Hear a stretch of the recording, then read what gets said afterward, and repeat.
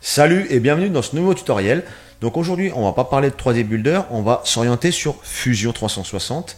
Et plus précisément, je vais te montrer comment réaliser ce genre de vase, donc avec le même aspect graphique, sans pousser le vis très loin, c'est-à-dire sans rajouter les filaments intégrés dans le vase.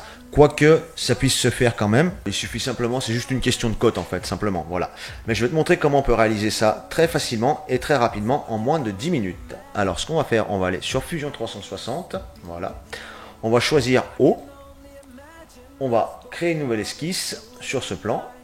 On va prendre l'outil cercle, là, on va faire un cercle de, allez, 50.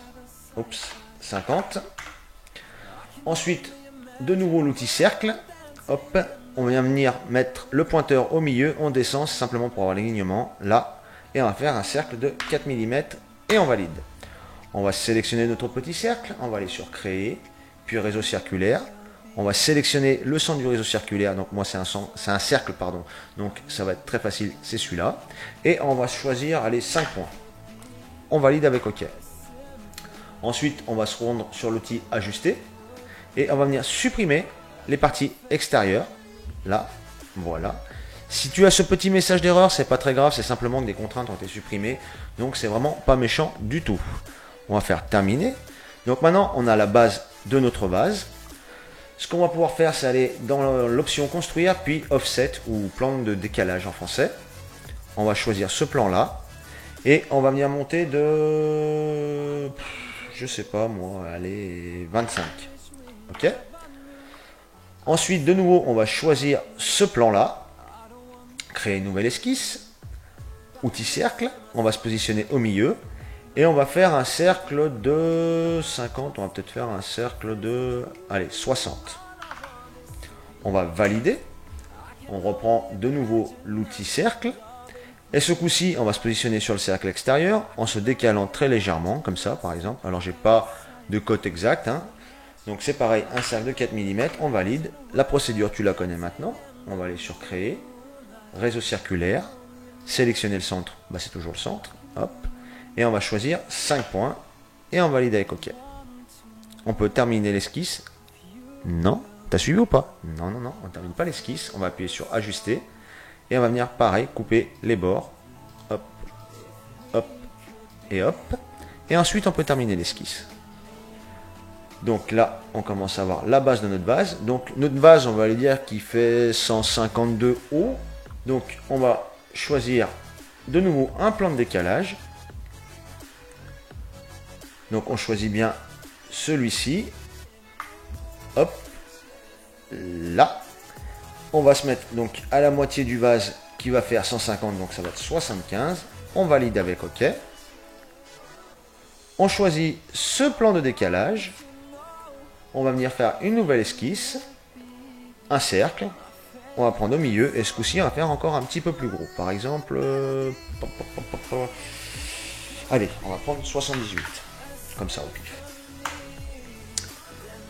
Donc, toujours même processus, petit cercle, on va se positionner ici, encore un petit peu décalé, là, 4 mm, on valide.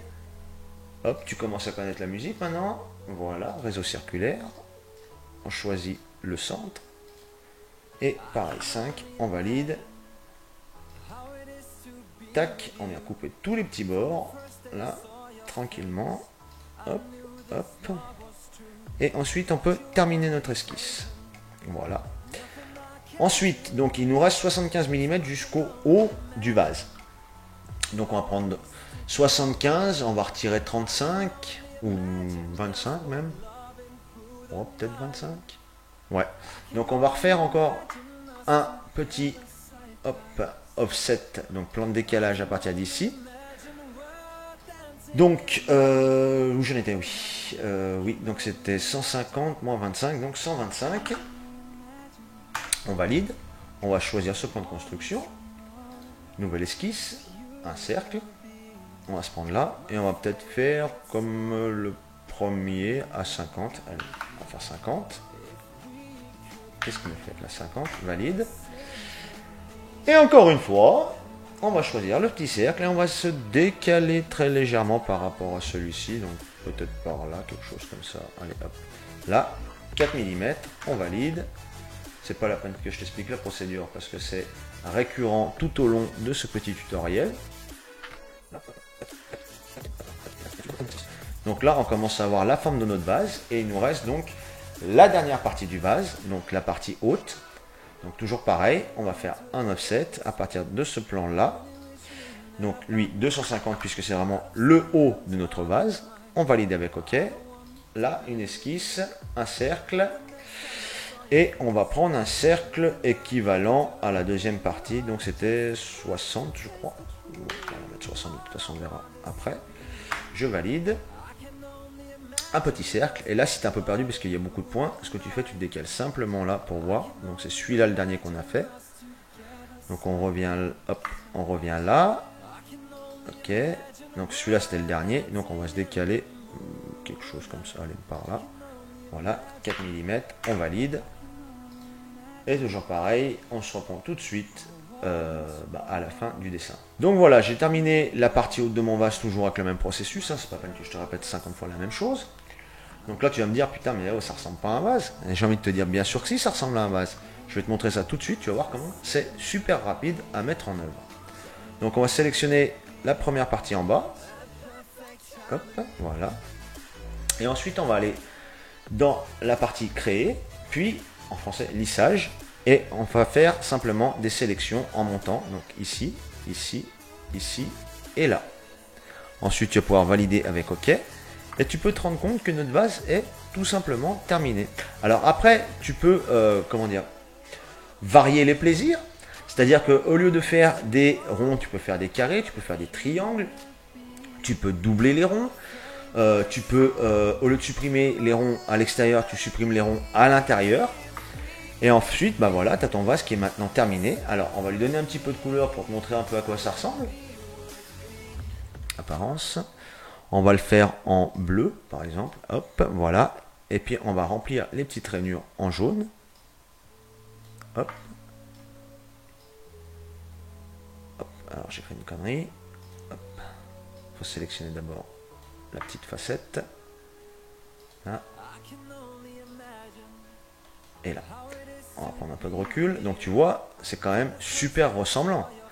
Alors, la forme n'est pas exacte, mais ça, c'est après, c'est à toi de voir par rapport à ton idée, quelle forme tu veux vraiment lui donner, quoi.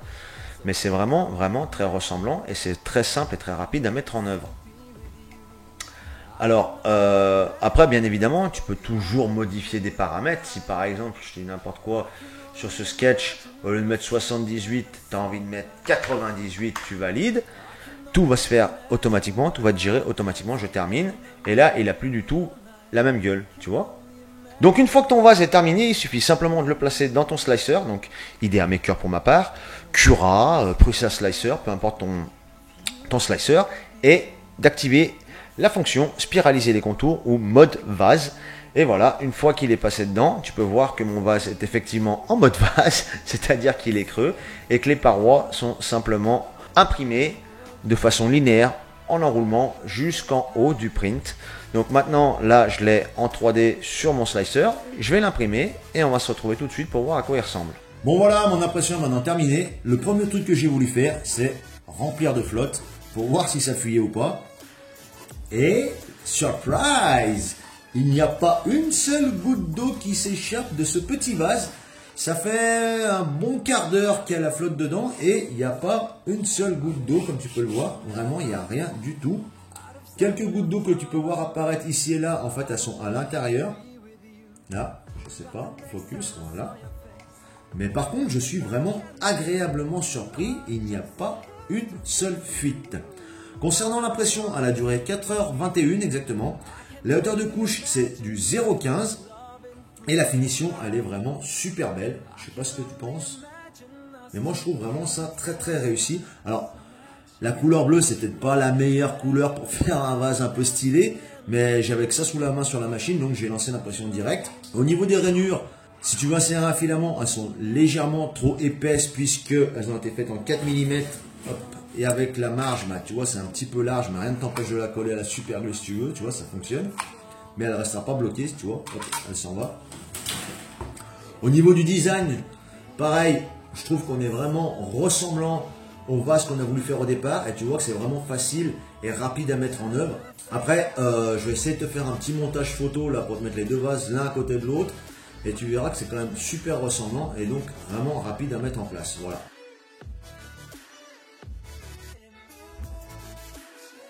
Donc tu peux voir que c'est quand même super facile à mettre en œuvre, il y a quand même des petits raccourcis, des petites astuces à faire et tu peux vraiment faire tes vases toi-même. Après comme je te dis, le design tu peux le faire vraiment comme tu veux, tu peux mettre des ronds, des triangles, des carrés, des croix, enfin ce que tu veux quoi. Après c'est toi qui vois.